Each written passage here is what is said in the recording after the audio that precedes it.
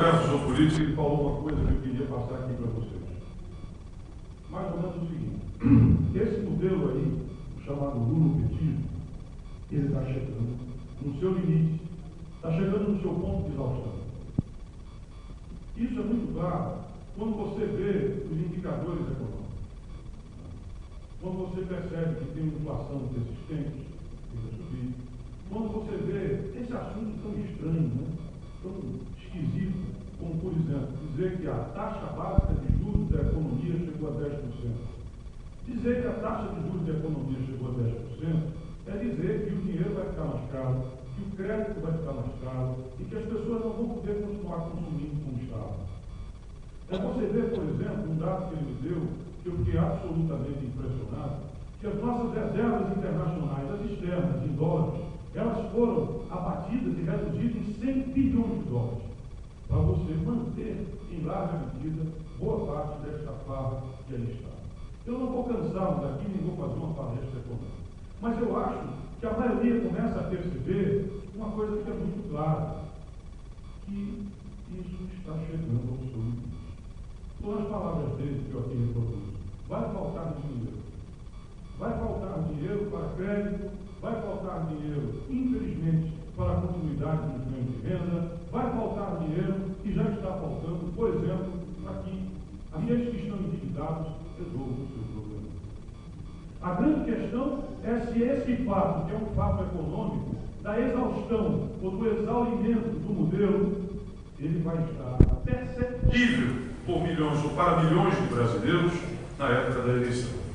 Isso vai ser de todo muito importante. Porque no plano da política, Mirtes, o jogo está perdido para a gente. Perdido em que sentido? O mensalão. O partido da moralidade, o partido da ética, hoje tem uma quadrilha preso na faculdade. E não são presos políticos, são políticos presos. Aqueles que diziam defender a moral e, sobretudo, a ética, foram aqueles que fizeram o maior assalto por via política na história que nós temos recente no nosso país.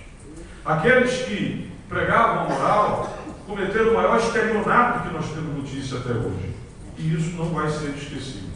Aliás, diga-se de passagem, hoje a presidente Dilma diz nos jornais que foi um grande erro, que foi um mito o PT ir visitar os seus colegas, os presos, lá na faculdade. Porque, evidentemente, essa solidariedade com criminosos não condiz com o partido, não condiz com a República.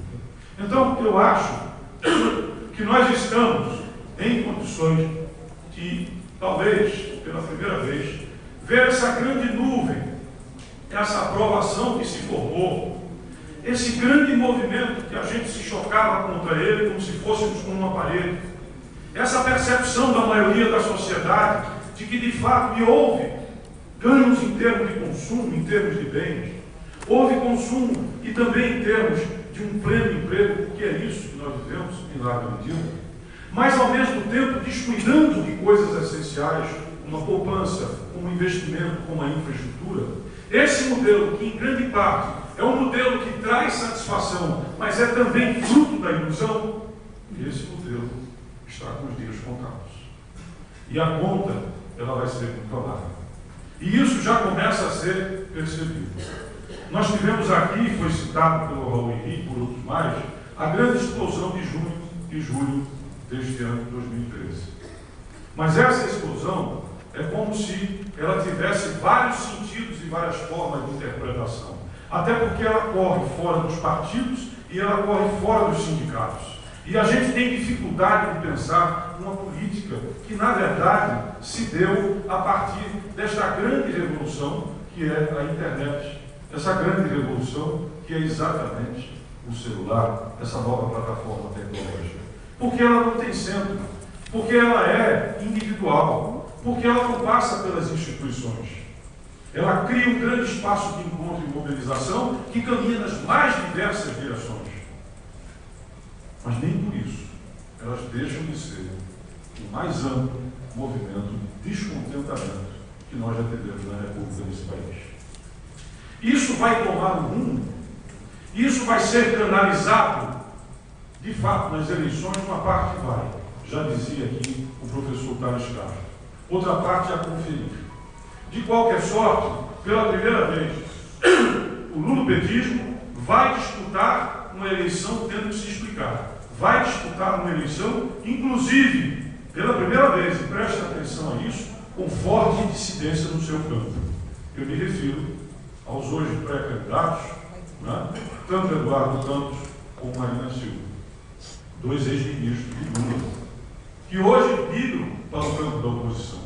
Então, percebam, no terreno da moral, da ética, que hoje é uma grande cobrança, efetivamente, eles estão na defensiva.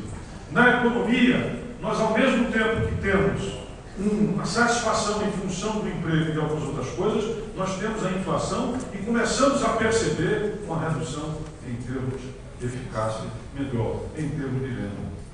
E nós começamos a ver também no plano da política dissensões, rupturas do bloco dominante. Isso tudo augura, isso tudo aponta que nós vamos caminhar para termos condições efetivamente de contexto. Temos a opção da candidatura do apoiado, os tucanos, mais uma vez, Aécio Neves, e temos também, e eu me coloco dentre eles, aqueles que apoiam uma candidatura própria. Eu acho que essa disputa é plenamente válida, é plenamente democrática, e um partido democraticamente tem que conviver com elas. Tem que conviver com elas. Eu acho que aqueles que fazem a opção pela candidatura de Eduardo Campos e Marina, possivelmente, como o senhor disse, os fazem entendendo que até ontem, ou até algum tempo atrás, justiça seja feita, Eduardo seguia a linha do que hoje são os nossos adversários. Hoje já não segue mais. Já não segue mais. E hoje se coloca como adversário do que aí está. Os mais velhos aqui hão de lembrar que nós só derrogamos a ditadura quando vários dos que lá se encontravam fizeram a travessia para que nós pudéssemos sair daquela condição. Só assim foi possível derrotar a ditadura do colégio eleitoral com a grande prévia que foi retirada já. Então, nada contra, muito pelo contrário, as defecções, as fissuras, os rompimentos, que bom que aconteceram, e que nós possamos hoje dizer que o governador Eduardo Campos veio para o nosso lado. O governador Eduardo Campos está do nosso lado. Não fomos nós que fomos para lá. É ele que está vindo para uma posição hoje de oposição, onde nós sempre estivemos. E isso efetivamente tem que ser saudado, e isso efetivamente tem que ser relevado. E nós não temos que ter qualquer preconceito no que diz respeito a isso. De outra parte, é preciso dizer que nós temos uma longa convivência com os tucanos.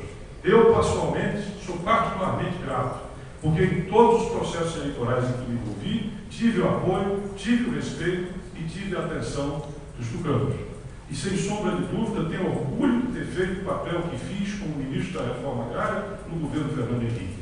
Hoje, esse papel e esse trabalho dentro da Reforma Agrária não é contestado sequer pelo MST, como o maior processo de reforma agrária já feito na história desse país. Então, efetivamente que nós temos uma relação, e eu mantenho essa relação de lealdade, e eu mantenho essa relação de proximidade com os tucanos. E não vejo qualquer problema, muito pelo contrário, se esse partido decidisse a fazer e apoiar a candidatura de Aécio Neves e manter a sua relação histórica com os tucanos. Muitíssimo pelo contrário. Acho que tem tudo a ver nessa relação. Mas, entretanto, eu fiz uma opção, e aqui devo justificá-la, pela candidatura própria. Embora esse plenário aqui não venha decidir.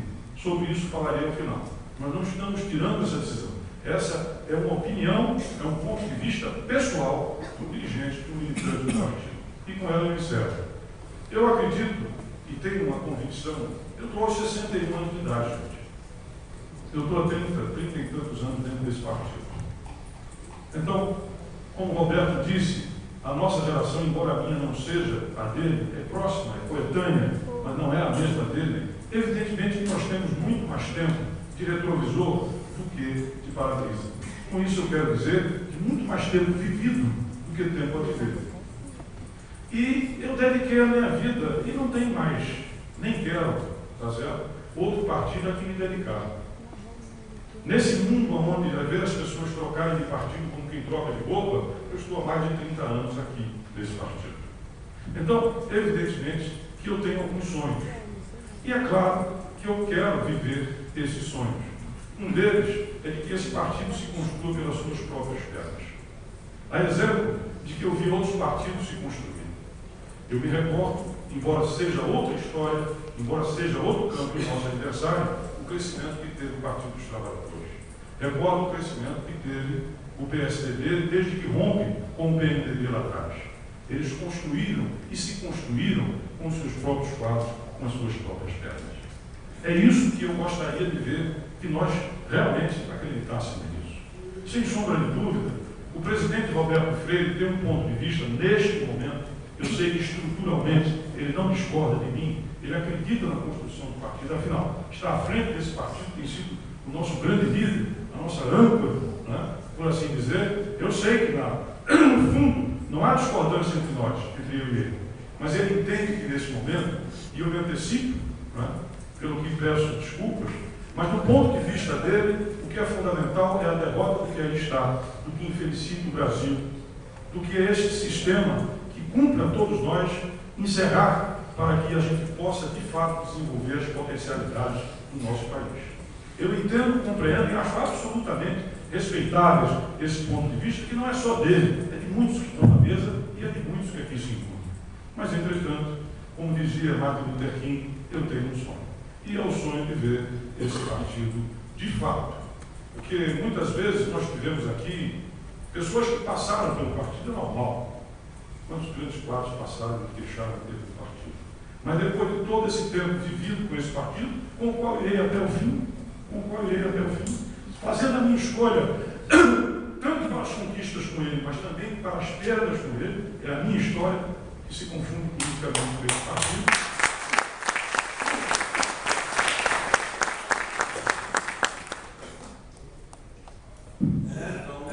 Fizemos aqui a opção, juntamente com outros companheiros, em ter uma candidatura própria, até para que nós pudéssemos construir uma unidade. E com isso eu vou encerrar. Seja qual for o resultado do meu partido, do nosso partido, seja qual for o nosso resultado, o presidente Roberto Freire e todos os demais aqui, tá certo? O valor maior é a nossa unidade. Nós vamos produzi-la no Congresso e vamos levá-la à prática. A minha opção de coração é candidatura própria.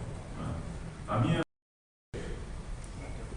Nós temos uma longa história. Esse trem vem de um longo caminho de quase todo o século XX e já está em 14 anos do século XXI. Portanto, não é uma mera junção de letras ou uma legenda para que as pessoas disputem mandato. A gente passou muito tempo sem disputar mandato nenhum, porque vivia na clandestinidade, na ilegalidade. Então, essa é uma história que a Fundação Astrogildo Pereira de Israel vai fazer cursos para tentar formar as pessoas que estão aqui, entenderem o que é que isto significa.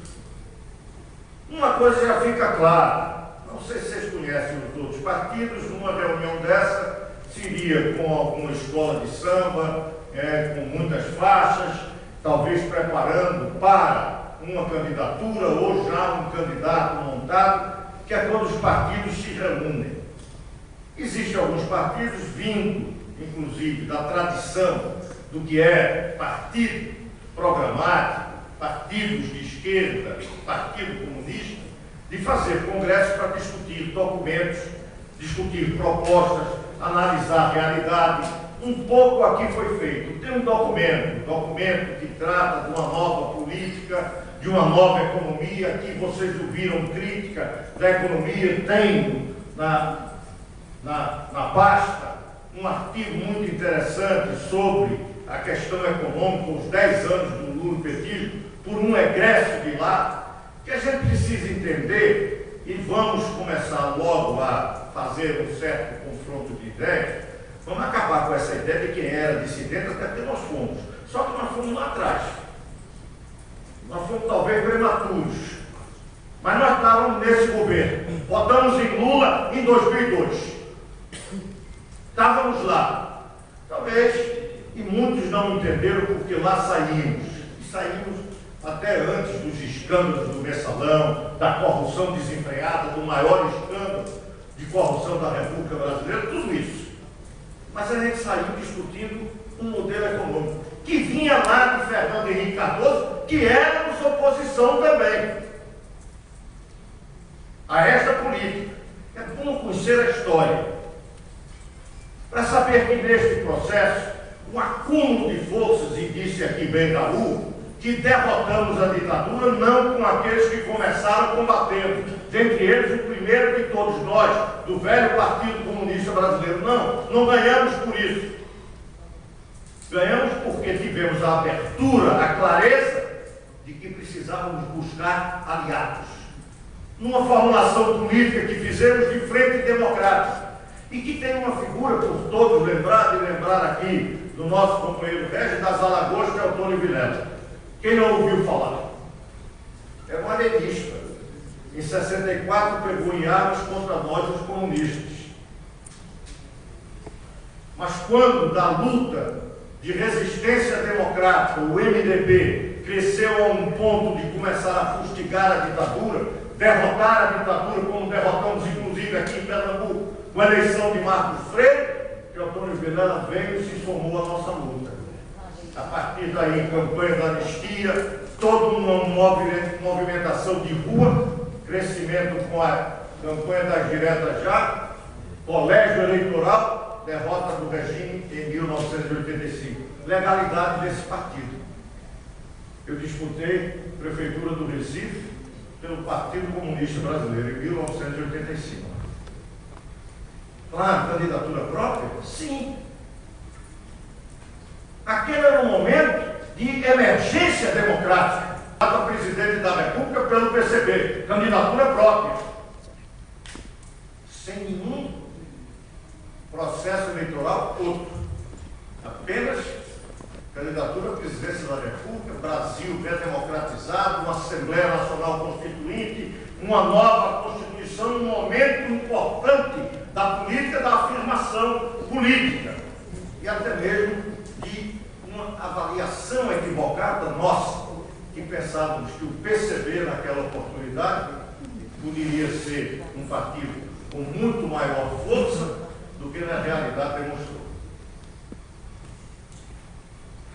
Tivemos a noção disso. Em 94 já não lançamos candidato. Em 98 lançamos candidato, Ciro Gomes, perspectiva de uma terceira força, e apresentou-se como tal.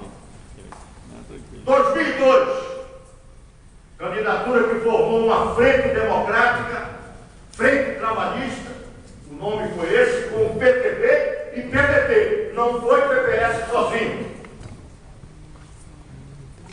E perdeu a eleição por erros e equívocos e por um acerto de ser um crítico concreto do setor financeiro. Para entender que não é esse voluntarismo,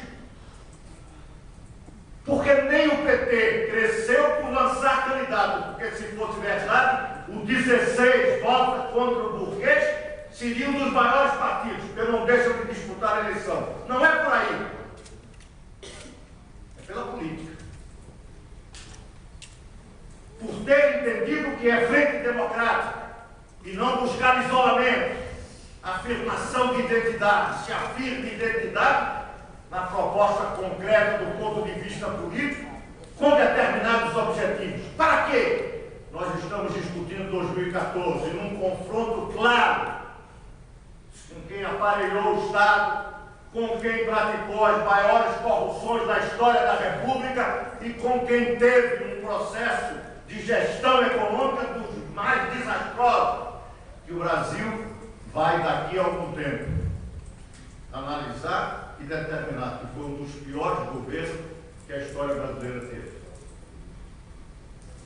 Aqui, quantos de nós nos lembramos de Getúlio Vargas? Um dia desse eu estava até vendo na TV Sport TV, um documentário do de um pernambucano, Geneton Moraes, um jornalista pernambucano, que ele fez um documentário sobre a Copa do Mundo de 50, tentando dizer que 63 anos depois, a Copa do Mundo volta para o Brasil, vai ser realizada agora em 14. Eu lembro da Copa do Mundo de 50, eu tinha 8 anos, e morava na Ilha do Retiro, onde se realizou inclusive um jogo dessa Copa do Mundo, lá na Ilha do Retiro, Chile e Estados Unidos. Se industrializar, se transforma num dos países periféricos do capitalismo, produtor de bens de capitais. A indústria automobilística tem uma explosão. Esse crescimento brasileiro, hoje, quem não fala dele? De Getúlio, da infraestrutura, de JK, das metas da indústria de base, da indústria automobilística. Nós falamos, nos lembramos deles. Eu quero dizer a você que há algum tempo, lá para frente, não sei se vou ver, mas muitos daqui verão, a análise desse período que nós aqui hoje passamos é de um desastre do ponto de vista econômico. Ao contrário, nós estamos apontando para trás, para o retrocesso, para a regressão. É o Brasil voltar a ser o que foi de 30 e 40, exportador de matérias-primas, de grãos, numa pauta colonial. Um país que já foi industrial, produtor de bens de capital, que se desindustrializa. Esse é o quadro do futuro. É o quadro de mostrar, por exemplo, que nesses últimos anos aumentou o analfabetismo no Brasil. Querem outro? Num mundo em que mudam em nós, com as nossas crianças, eu com meus netos, vendo ele com computador, mexendo em celulares, tendo toda uma sorte de emulação que quando a economia avança, se desenvolve a sociedade, com 2 anos se começa a se socializar nas creches. Crianças que com 5 anos, evidentemente, têm muito mais estímulo para conhecer o mundo que ele está começando a enfrentar do que a minha geração, quando tinha 5 anos, há 60 anos atrás. Ou não? Como é que podemos ter um governo hoje que determina que a criança vai se alfabetizar da escola pública mais tarde, com todo esse estímulo, que se for para a escola privada com 5 anos, está se alfabetizando? O que é que esse governo está fazendo? Condenando as crianças das escolas públicas à perda e à defasagem de quase 3 anos para as crianças das elites econômicas brasileiras. Que é um governo que fala dos pobres, que fala contra as elites, que pratica políticas desse tipo. Isso o futuro vai analisar. Nós, do PPS, estamos analisando com ele sendo governo. Foi a nossa crítica lá em 2004, quando rompemos com o governo Lula. Continua sendo a nossa crítica quando estamos nos nossos documentos apontando o que é que nós precisamos mudar. Preocupação com a infraestrutura. Eu soube de um dado que é impressionante. A China, de 3 em 3 anos, constrói no Brasil, em termos de infraestrutura. Imaginaram isso? A China, de 3 em 3 anos, constrói o que o Brasil tem de rodovia, de aeroportos, de 3 em 3 anos. Que é aquele fenômeno que lá existe, de crescimento, de desenvolvimento. E aqui alguém vai imaginar que nós vamos mudar a nossa realidade com programas tipo Bolsa Família? Isso não é melhorando o presente, isso não tem nenhuma perspectiva de futuro, nem de dignidade das pessoas.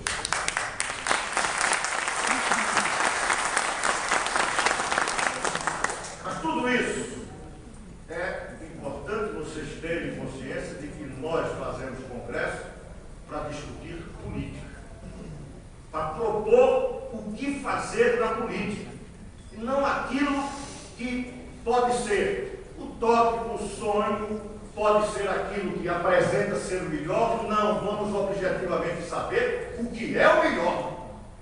Quero dar um exemplo com Pernambuco, até porque eu não vinha para estar fazendo esse discurso, mas acho que é importante fazer.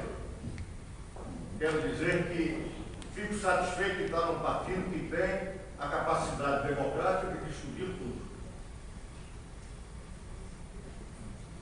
Nós precisamos saber que um partido, para existir num processo democrático, ele precisa ter presença no parlamento, presença no executivo, precisa se preparar para a disputa eleitoral e para ter eficácia. Não é para fazer propaganda. Inclusive propaganda que nem todos vão fazer, porque é evidentemente instituída de base. Candidatura própria significa, por exemplo, em Pernambuco, o isolamento daquilo que este Congresso tem que sair com responsabilidade dele. A eleição de Raul Júlio, deputado federal, PPS de Pernambuco. Se não tem preocupação com isso, podemos inventar qualquer alternativa. Mas se temos preocupação, nós temos que buscar que alianças devemos fazer. Ou não? E aí, que tem que começar a imaginar o que é fortalecer o PPS. É cobrar de todos que aqui estão a responsabilidade de saber que para Pernambuco ter um PPS, respeito teve, sempre teve. E isso nós não precisamos de mais nada para mantermos esse respeito. Agora, para ter um mínimo de força, precisamos ter a presença de Raul Jupa, não apenas pelo que ele representa aqui, mas pelo que ele pode nos ajudar a representar a nível nacional. Ou não temos nenhuma tarefa aqui? É fazer propaganda e agitação? É saber concretamente como aqui trabalhar para objetivos em Pernambuco e como nacionalmente nós vamos enfrentar esse governo que nós consideramos um desastre e que cada dia apresenta-se como mais desastroso, até porque, me perdoe, as mulheres não poderiam ser representadas no Brasil por uma incompetência como ela. As mulheres são muito mais competentes, mas muito. Até me estranhou. É um poste, como o poste de São Paulo, que não ilumina coisa alguma. Ao contrário, nos leva para uma escuridão maior.